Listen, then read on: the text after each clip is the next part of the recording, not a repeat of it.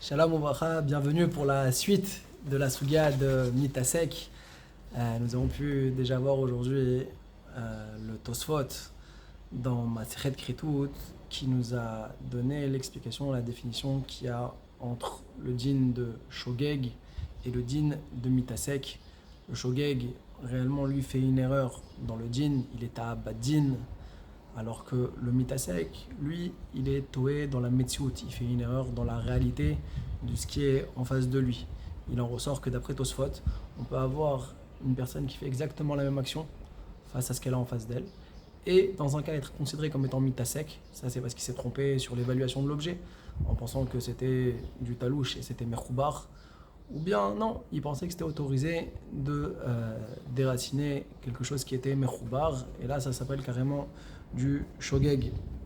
On a vu le Avnei Nezer qui nous dit donc le Ptour, il n'est pas de Mitasek, il n'est pas par rapport au din de Davar Shelo Mitkaven, mais par rapport au fait que Omer Moutar, on pensait que la chose était permise et qu'elle était réellement permise si ça s'était déroulé comme ce qu'il avait pensé.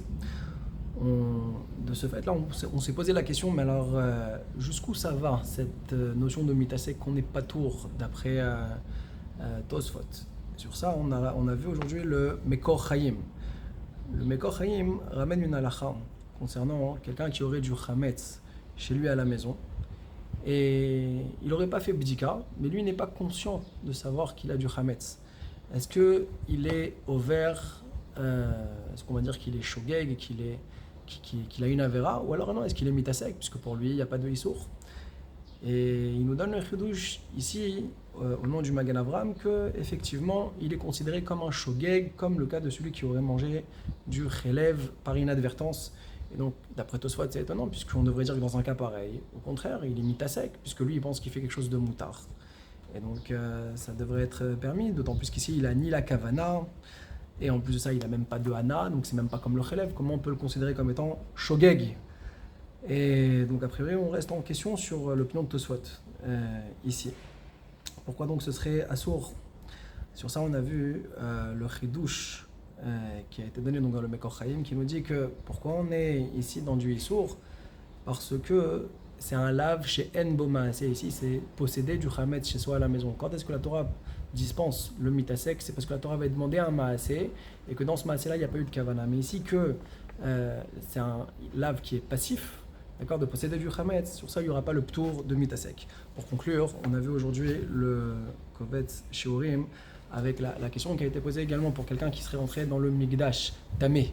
D'après Tosfot, pareil, on devrait dire qu'on est dispensé, puisque nous on pense faire une action permise et on n'a pas de hana. Sur ça, il répond et dire que non. Pourquoi on serait chayav d'apporter un korban quelqu'un qui est rentré dans le Migdash Tamé? Parce que c'est pas l'action qui est répréhensible, mais c'est le fait d'avoir souillé le Beth Amikdash. C'est le fait d'être rentré et d'avoir impurifié le Beth Amikdash.